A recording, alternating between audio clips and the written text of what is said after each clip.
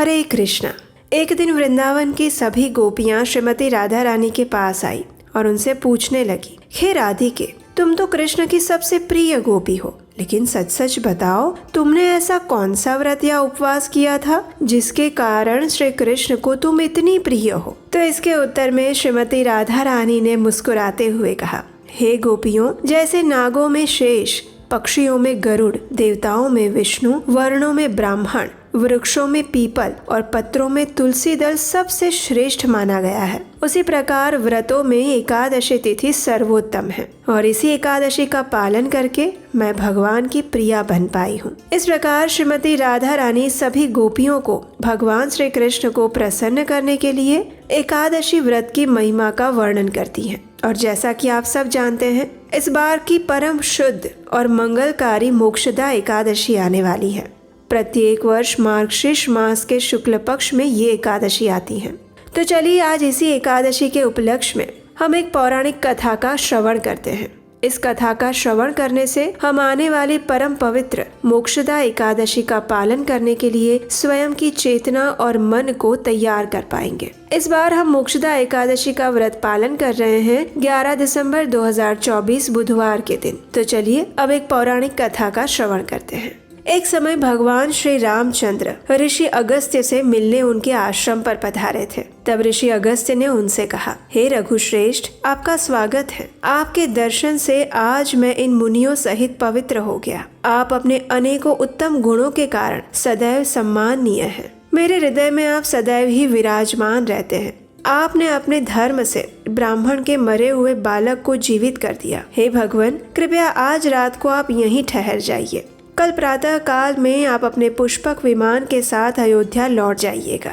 इस प्रकार कहते हुए ऋषि अगस्त्य ने भगवान श्री रामचंद्र को एक दिव्य आभूषण प्रदान किया और उन्होंने कहा, हे राजेंद्र, आप इसे स्वीकार कीजिए, क्योंकि प्राप्त हुई वस्तु का पुनः दान कर देने से महान फल की प्राप्ति होती है। ऋषि की ये बात सुनकर श्री रामचंद्र जी ने कहा, हे ब्राह्मण देव, आपका दिया हुआ दान मेरे लिए लेना निंदा की बात होगी। क्षत्रिय जानबूझकर ब्राह्मण का दिया हुआ दान कभी नहीं ले सकता। किसी आपत्ति के कारण मुझे कष्ट हो, ऐसी बात भी नहीं है। फिर मैं दान क्यों लूं? इसे लेकर मुझे केवल दोष का भागी बनना पड़ेगा। श्री राम की ये बात सुनकर अगस्त्य ऋषि ने कहा, हे श्री राम, प्राचीन सतयुग में जब अधिकांश मनुष्य ब्राह्मण थे और समस्त प्रजा राजा से हीन थी, उस समय एक दिन समस्त प्रजा पुराण पुरुष ब्रह्मा जी के पास राजा को प्राप्त करने की इच्छा से गई और कहने लगी, हे लोकेश्वर, जैसे देवताओं के राजा देवाधिदेव इंद्र हैं, उसी प्रकार हमारे कल्याण के लिए इस समय एक ऐसा राजा नियत कीजिए जिसे पूजा और भेंट देकर सब लोग पृथ्वी का उपभोग कर सकें।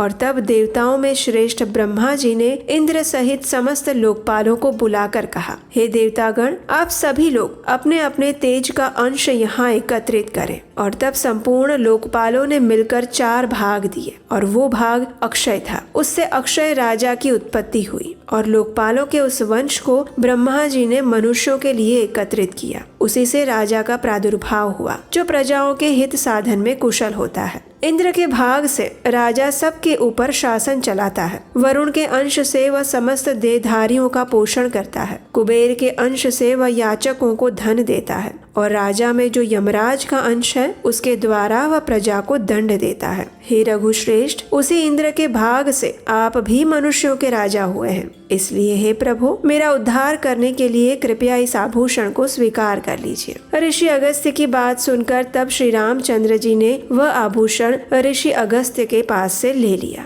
जो अत्यंत विचित्र और सुंदर था। सूर्य की तरह चमक रहा था। उसे वे निहारने लगे और फिर बारंबार विचार करने लगे, ऐसे रत्न तो मैंने विभीषण की लंका में भी नहीं देखे। इस प्रकार मन ही मन सोचकर उन्होंने ऋषि से पूछा, हे ब्रह्मन, ये रत्न बड़ा अद्भुत है, जो राजाओं के लिए भी अप्राप्य है। आपको ये कहाँ से और कैसे मिला और किसने इस आभूषण को बनाया है? तब ऋषि अगस्त्य ने कहा, हे रघुनंदन, पहले त्रेता युग में एक बहुत विशाल वन था। उसका व्यास 100 योजन लंबा था, लेकिन उसमें कोई पशु नहीं रहता था और ना ही पक्षी। उस वन के मध्य भाग में 4 कोस लंबी एक झील थी, जो हंस और कारंडव आदि पक्षियों से संकुल थी। वहाँ मैंने एक बड़ी आश्चर्यजनक चीज देखी। सरोवर के पास एक बहुत बड़ा आश्रम था जो अत्यंत पुराना हो चुका था, लेकिन फिर भी अत्यंत पवित्र दिखाई दे रहा था। किंतु उसमें कोई तपस्वी नहीं था और ना ही कोई जीव रहते थे। मैंने उस आश्रम में रहकर ग्रीष्म काल की एक रात्रि व्यतीत की।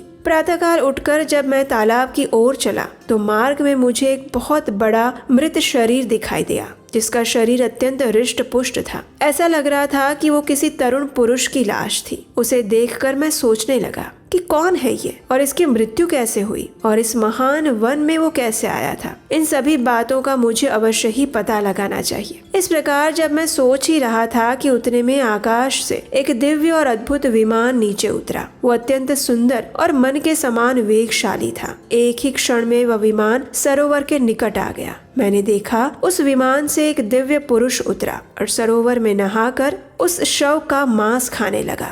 पेट भर कर उसने उस मरे हुए शव का मांस खाया और उसके बाद सरोवर में उतरा और उसकी शोभा को देखकर फिर स्वर्ग लोक में वापस जाने लगा। और उस शोभा संपन्न देव के समान पुरुष को ऊपर जाते हुए देखकर मैंने तुरंत उसे कहा, हे स्वर्ग लोक के निवासी, जरा रुको, मैं तुमसे एक बात पूछता हूँ। तुम्हारी ये अवस्था कैसी है? तुम कौन हो? दिखने में तो तुम देवताओं के समान जान पड़ते हो, लेकिन तुम्हारा ये भोजन अत्यंत घृणित है। ऐसा भोजन क्यों कर रहे हो और कहाँ रहते हो? ये बात सुनकर उस स्वर्गवासी पुरुष ने हाथ जोड़कर कहा, हे विप्रवर, मेरा जैसा वृतांत है वो आप सुनिए। विदर्भ देश में मेरे महायशस्वी पिता राज्य करते थे। वे वसुदेव के नाम से त्रिलोक में विख्यात और परम धार्मिक थे। उनकी 2 पत्नियां थी और उन दोनों से एक एक करके 2 पुत्र हुए। मैं उनका ज्येष्ठ पुत्र था। लोग मुझे श्वेत कहते थे। मेरे छोटे भाई का नाम सुरथ था। पिता की मृत्यु के बाद पूर्ववासियों ने विदर्भ देश के राज्य पर मेरा अभिषेक किया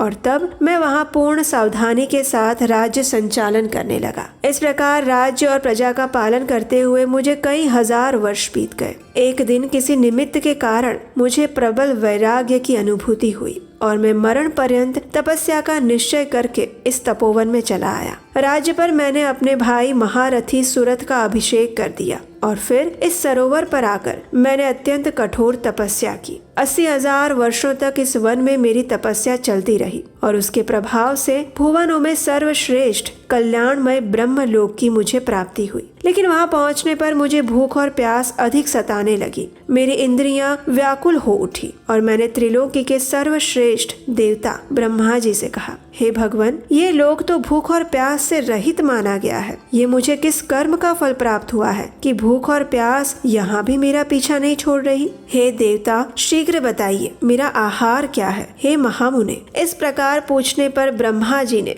लंबी देर तक सोचा और फिर कहा, तात, पृथ्वी पर कुछ दान किए बिना यहाँ कोई भी वस्तु खाने को नहीं मिलती। तुमने उस जन्म में जरूरतमंदों को कभी भी भीख नहीं दी, दान नहीं दिया। जब तुम राजभवन में रहकर राज्य कर रहे थे, उस समय भूल से या फिर मोहवश तुम्हारे द्वारा किसी भी अतिथि को भोजन नहीं मिला था और इसलिए यहाँ रहते हुए भी तुम्हें भूख और प्यास का कष्ट भोगना पड़ रहा है। हे राजेंद्र, अनेक प्रकार के आहारों से जिसको तुमने भली भांति पुष्ट किया था, वह तुम्हारा उत्तम शरीर वहाँ पड़ा हुआ है। उसी का मांस जाकर खाओ और उसी से तुम्हारी तृप्ति होगी। जब ब्रह्मा जी ने ऐसा कहा तो फिर मैंने पुनः उनसे निवेदन किया, हे प्रभु, अपने ही शरीर का भक्षण कर लेने पर भी फिर मेरे लिए दूसरा कोई आहार नहीं रह जाता जिससे इस शरीर की भूख मिट सके, जो कभी चुकने वाला ना हो। ऐसा कोई भोजन मुझे देने की कृपा कीजिए। और तब ब्रह्मा जी ने कहा, तुम्हारा शरीर ही अक्षय बना दिया गया है। उसे प्रतिदिन खाकर तुम तृप्ति का अनुभव कर सकते हो और इस प्रकार अपने ही शरीर का मांस खाते हुए जब तुम्हें 100 वर्ष पूर्ण हो जाएंगे, उस समय तुम्हारे विशाल और दुर्गम तपोवन में महर्षि अगस्त्य पधारेंगे। उनके आने पर तुम संकट से छूट जाओगे। हे राजर्षि, वे इंद्र सहित संपूर्ण देवताओं और असुरों का भी उद्धार करने में समर्थ हैं। फिर तुम्हारे इस घृणित आहार को छुड़ाना उनके लिए कोई बड़ी बात नहीं है। हे ऋषिवर, ब्रह्मा जी का ये कथन सुनकर मैं अपने शरीर के मांस का घृणित भोजन करने लगा और ये कभी भी नष्ट नहीं होता। इससे मेरी पूर्ण तृप्ति भी हो जाती है। न जाने कब वे मुनि इस वन में आकर मुझे दर्शन देंगे। यही सोचते हुए मुझे 100 वर्ष पूरे हो चुके हैं। हे ब्रह्मन, अब अगस्त्य मुनि ही मेरे सहायक बनेंगे। राजा श्वेत का ये कथन सुनकर उनके इस घृणित आहार पर दृष्टि डालकर मैंने कहा, अच्छा, तो तुम्हारे सौभाग्य से अब मैं आ चुका हूँ। अब निसंदेह तुम्हारा मैं उद्धार करूंगा। जब उस राजन ने देखा कि मैं स्वयं ही ऋषि अगस्त्य हूँ तो वो मेरे समक्ष दंड की भांति पृथ्वी पर गिर पड़े। उन्होंने मुझे प्रणाम किया और कृतज्ञता व्यक्त करने लगे और उन्हें देखकर मैंने उनसे कहा, हे राजन, बताइए आपके ऊपर मैं कौन सा उपकार करूं? तब उस राजा ने कहा, हे ब्राह्मण, इस घृणित आहार से और जिस पाप के कारण मुझे ये प्राप्त हुआ है उससे आज मेरा उद्धार कर दीजिए, जिससे मुझे अक्षय लोक की प्राप्ति हो सके। अपने उद्धार के लिए मैं ये दिव्य आभूषण आपको भेंट करता हूँ। इसे लेकर आप कृपया मुझ पर कृपा कीजिए। इस कथा का वृतांत समाप्त करते हुए ऋषि अगस्त्य ने श्री रामचंद्र जी से कहा, हे रघुनंदन, उस स्वर्गवासी राजा की ये दुख भरी बातें सुनकर उसके उद्धार की दृष्टि से ही वो दान मैंने स्वीकार किया था, अपने लोभ के कारण नहीं। और उस आभूषण को लेकर जो ही मैंने अपने हाथ पर रखा उसी समय उनका वह मृत शरीर अदृश्य हो गया और फिर मेरी आज्ञा लेकर वे राजर्षि अत्यंत प्रसन्नता के साथ विमान द्वारा पुनः अपने ब्रह्मलोक में चले गए। और इस प्रकार उसी तेजस्वी राजर्षि श्वेत ने मुझे ये सुंदर आभूषण दिया था, जिसे देकर वे पाप से मुक्त हो गए और वही आज मैं आपको प्रदान कर रहा हूँ। इस कथा का श्रवण करके श्री रामचंद्र जी ने धन्यता का अनुभव किया और इसी कथा से हम समझ सकते हैं कि जब कोई भी व्रत पालन या तपस्या की जाती है तो उसमें दान देने का और भोजन करवाने का अत्यंत विशेष महत्व होता है।